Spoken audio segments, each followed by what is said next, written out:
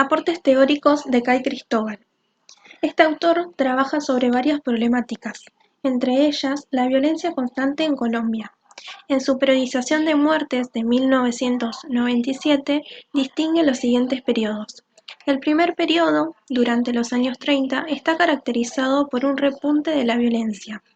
En estos años, Colombia fue testigo del crecimiento de las organizaciones y acciones campesinas, en particular en las zonas cafetaleras y particularmente ricas. A través de sus organizaciones, los campesinos exigían la abolición de los servicios de trabajo opresivos y explotadores de tipo feudal que los arrendatarios debían pagar a los latifundistas. El gobierno, en su intento fallido por disminuir los conflictos, promulgó en 1936 la Ley de Tierras. Dicha ley buscaba modernizar los latifundios tradicionales. Sin embargo, los latifundistas se defendieron de tal legislación, con frecuencia por medios violentos a los colonos y pequeños arrendatarios. El segundo periodo está caracterizado por la violencia. Entre 1946 y 1966, el número de muertos por violencia sobrepasó los 200.000.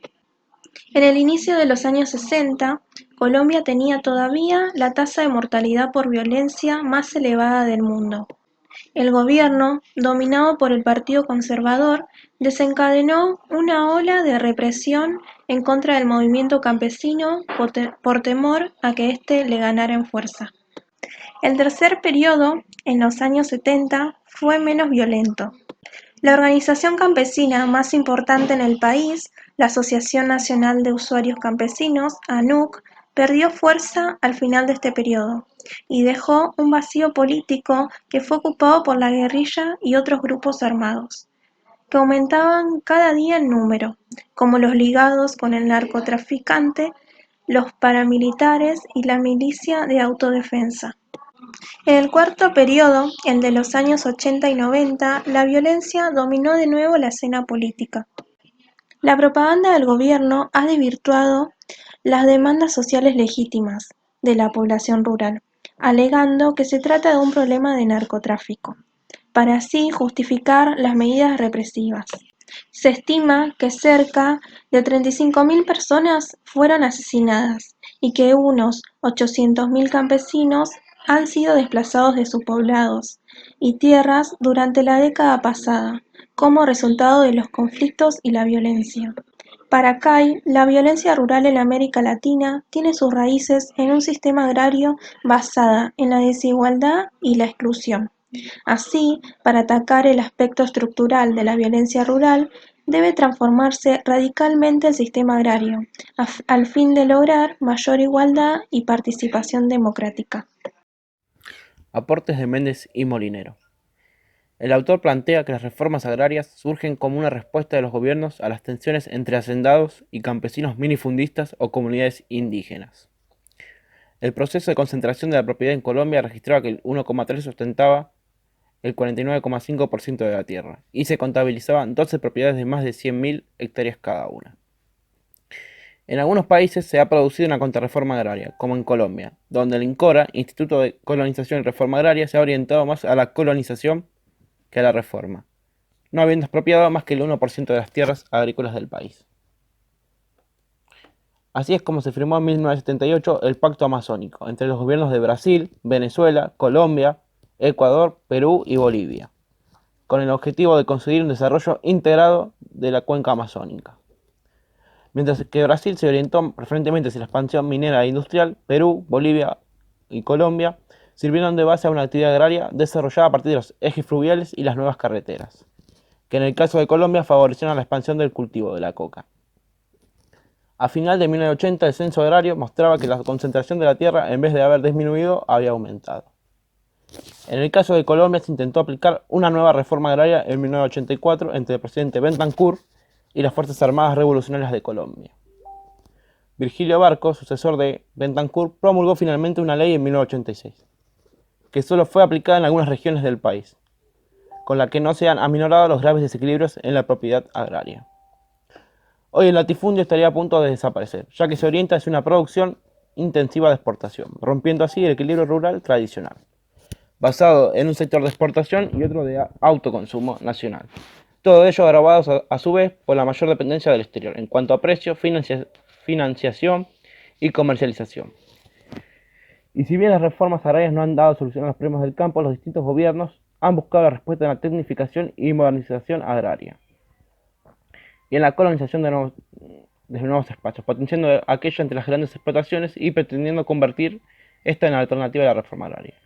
La modernización agraria es llevada a cabo principalmente por los grandes agricultores, muchos de los cuales han encontrado sustanciales beneficios económicos en las nuevas condiciones de producción, mecanización, fertilizantes, pesticidas y riego, aunque también se ha extendido entre las explotaciones familiares grandes y medias, mientras que ha tenido poco eco entre los agricultores de subsistencia, que no cuentan con capacidad financiera suficiente para adquirir los nuevos medios e insumos, por lo que muchos de ellos han acabado emigrando a la ciudad como respuesta a la creciente presión sobre la tierra. Es este un problema que llama la atención del autor, dada la existencia de grandes extensiones de terreno sin cultivar, pues en conjunto, en la Iberoamérica, no se logra más que un 8,8% de la tierra superficie total. Con respecto a la economía de Colombia, podemos decir que posee una economía emergente, dadas las características geográficas y tipo de clima subtropical.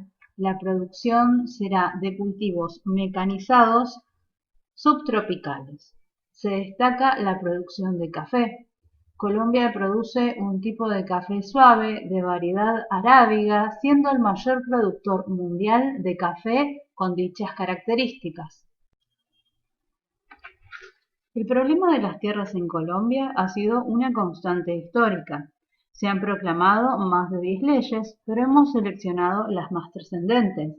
En 1936, bajo la presidencia de Alfonso Pumarejo, se proclama la Ley de Reforma Agraria, que va a funcionar como mecanismo de expropiación de terrenos baldíos y su redistribución con fines de explotación económica. Luego, en 1961, el presidente Alberto Camargo continuará con la política anterior de redistribución y expropiación de tierras, y se va a crear el Instituto Colombiano de la Reforma Agraria, cuyas siglas son INCORA.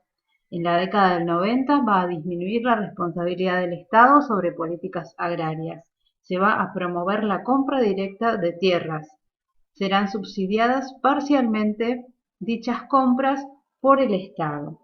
En el año 2003 se crea el Instituto Colombiano de Desarrollo Rural, que reemplazará al organismo preexistente. Su objetivo es la ejecución de políticas de desarrollo rural y debe facilitar el acceso a las comunidades rurales de bienes públicos, mejorando así su calidad de vida. En 2011 se va a proclamar la Ley de Víctimas, que es una ley que tiende a restituir los derechos territoriales a quienes fueron víctimas del conflicto armado interno en Colombia. Finalmente, en 2016, entre el expresidente Juan Manuel Santos y las FARC, se van a firmar los acuerdos de paz. Una de las consecuencias de la firma de dichos acuerdos será la reforma rural integral que data de 2016. A continuación, mi compañero va a profundizar en 3 reformas agrarias para la mejor comprensión del tema. Bueno, acá se destacan 3 reformas agrarias debido a su importancia. En primer lugar tenemos la reforma agraria de 1936, que estaba centrada en dar un impulso sustancial a la debida utilización económica del suelo.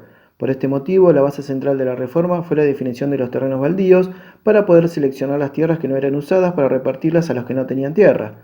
Para hacer efectivo este derecho se crea la extinción de dominio, que le daba poder a la nación de expropiar los terrenos abandonados por más de 10 años o no estuvieran siendo utilizados correctamente. Artículo 6. Esta corta ley, pues solo contó con 33 artículos, tuvo los siguientes aspectos importantes. Primero, la creación de extinción de dominio a favor del Estado. Segundo, mejorar la productividad de las tierras. Y tercero, otorgar el poder al Estado para intervenir en propiedad privada. La segunda reforma agraria que destacamos es la de 1961. Esta reforma constituyó un esfuerzo importante para lograr equidad en la propiedad de las tierras. Hay que tener en cuenta el contexto histórico y económico de esta reforma. Por un lado estaba la Revolución Cubana y el miedo de una revolución comunista en Latinoamérica, por lo que se crea la Alianza para el Progreso, liderada por Estados Unidos, donde buscaba fomentar reformas para fortalecer el Estado de Derecho. Entre esas reformas, promulgó la reforma agraria no solo en Colombia, sino también en 12 países más de Latinoamérica. La reforma social agraria, como fue llamada, en Colombia tenía los siguientes aspectos importantes. Creación del INCORA, que es el Instituto Colombiano de la Reforma Agraria. El INCORA manejaría todo lo pertinente a las tierras hasta la administración del Fondo Nacional Agrario e impulsaba las nuevas colonizaciones que se realizaban en el país. Lo que sucedió esta vez fue que en 1972, durante el gobierno de Pastrana Borrero, se firmó el Pacto de Chicoral, un proyecto de contrarreforma que enterró de nuevo la idea de modificar la distribución de la propiedad y aceleró la concentración y la expulsión de campesinos y otras comunidades de sus territorios.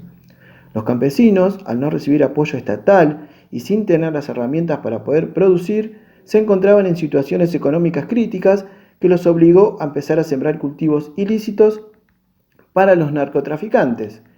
Inicialmente esta época empezó en los años 70, con los cultivos de la marihuana. Para los años 80 en adelante se cambian los cultivos de marihuana por los de hoja de coca, pues los precios internacionales de la marihuana estaban muy bajos, pues este cultivo se podía producir en casi cualquier lugar en óptimas condiciones ambientales. Por último y finalmente tenemos la reforma de 1994. En esta época, bajo el gobierno de Gaviria, se introdujo el país en la economía de mercado mundial, entrando en el periodo de la apertura económica con un sistema neoliberal. Los principales aspectos de esta reforma fueron que se establecen subsidios para la compra de tierras por parte de campesinos que tengan la condición de asalariado rural. La idea principal es que los terratenientes vendan partes de sus tierras a los campesinos asalariados, pero también se le otorga poder al INCORA para que compre terrenos, para después venderlo a los campesinos vulnerables.